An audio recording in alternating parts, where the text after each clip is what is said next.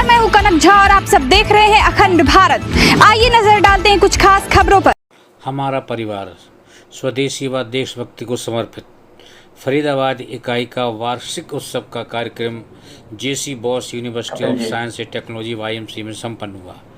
इस मौके पर मुख्य वक्ता के रूप में डॉक्टर राज नेहरू, श्री राजकुमार गोयल, डॉक्टर दिनेश कुमार एवं सुधीर कुमार, शशांक, सुरेंद्र सहगल तथा हमारे परिवार के सभी सदस्य मौजूद रहे। आइए देखते हैं अपनी एक रिपोर्ट।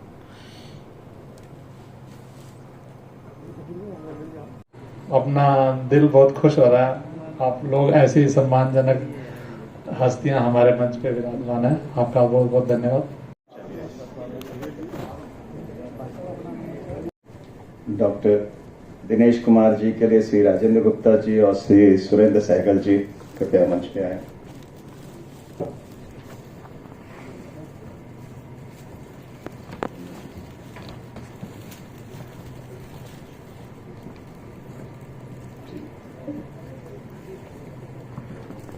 पंकज हंस जी को श्री PK सिन्हा जी और अश्विनी गौड़ जी कृपया उनका सम्मान कर दें।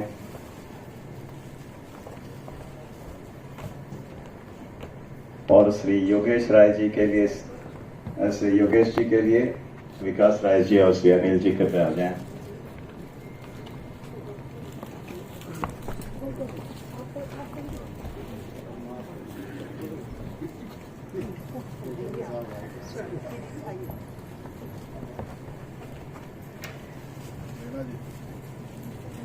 ये सारा कार्यक्रम पहले से ही बना हुआ था, इसलिए हम लोग कर रहे हैं, वरना आज कोविड के हिसाब से पता नहीं करना था या नहीं करना था, लेकिन खैर।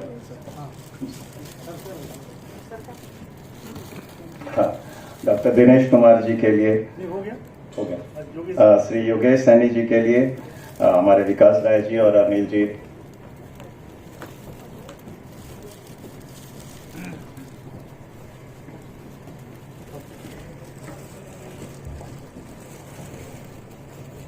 आज हमारे बीच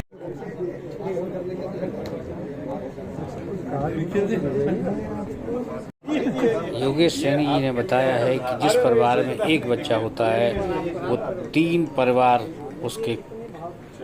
उससे बहुत दूर चले जाते हैं। बुआ का रिश्ता, मामा का रिश्ता, परिवार के लिए, हमारे परिवार के लिए जरूर बोलूंगी। पिता की तरफ के 2 रिश्ते, चाचा का रिश्ता, ताऊ का रिश्ता, माँ की तरफ से मौसी का रिश्ता के लिए कहाँ विलुप्त हो जाता है। देखें, सुने।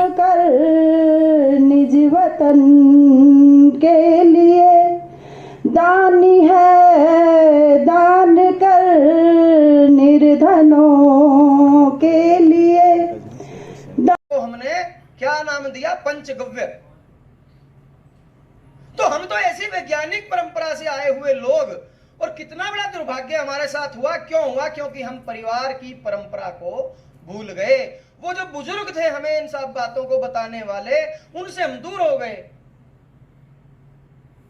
आज भी कितने ही हम दिल्ली रह रहे होंगे, बेंगलोर रह रहे होंगे, अब्रॉड में कहीं रह रहे होंगे, क्या कोई वर्ष में एक दिन आता है कि जिस दिन हम कहेंगे पूरा परिवार एक दिन एकत्रित होगा? और जब कभी ऐसा करेंगे तो पूरा परिवार में क्या सोचेंगे? मैं, मेरी पत्नी, मेरे बच्चे। अरे भाई, माँ बाप हैं, भाई जिनके साथ तुम बचपन में खेले होंगे। गांव का वो व्यक्ति जो अभी भी गांव में नाई की दुकान कर रहा होगा, गांव का वो व्यक्ति जो गांव में अभी भी मोचीगिरी का काम कर रहा होगा, गांव का वो व्यक्ति जो गांव में अभी भी हल चला रहा होगा, ट्रैक्टर से खेती कर रहा होगा, वो व्यक्ति कहां गया? क्या वो आपके परिवार का हिस्सा नहीं रहा? कल तक तो था।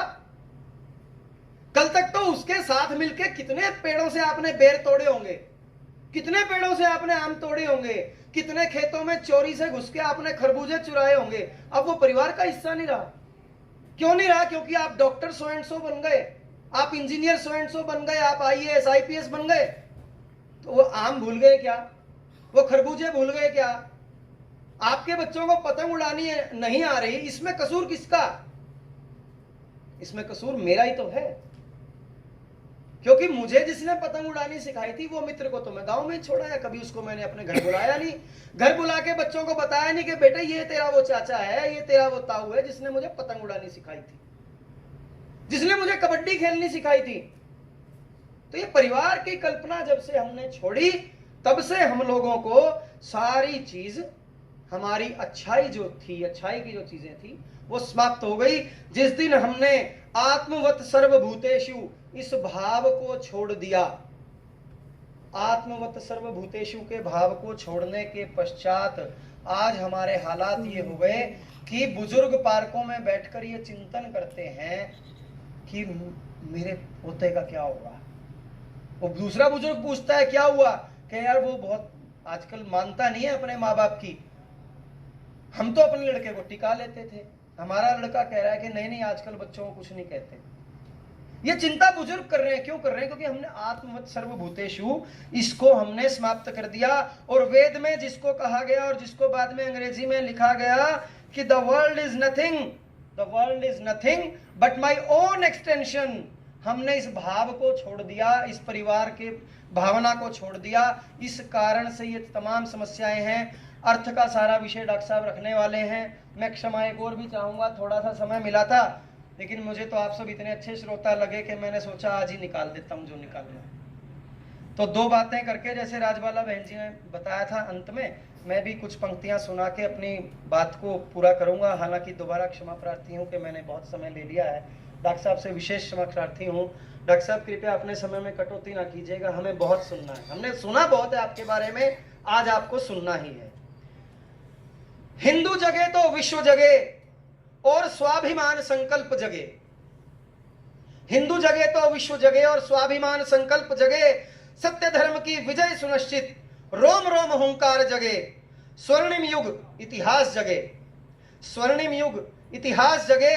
निज गौरव विश्वास जगे, शाश्वत जीवन मूल्य प्रतिष्ठित। धरती और आकाश जगे, बंधु बंधु में प्यार जगे, बंधु बंधु में प्यार जगे। एक लहू की धार जगे, एक धर्म है एक संस्कृति, एक धर्म है एक संस्कृति, एक भाव संस्कार जगे। इतनी बात करके आप सबके बहुत समय लिया, इसके लिए पुनः क्षमा याचना कर। मैंने किसी से पूछा कितने बालक हैं, उन्होंने बताया जी एक बेटा हो गया, फैमिली इज नाउ कंप्लीट। अरे कैसे फैमिली कंप्लीट हो गई?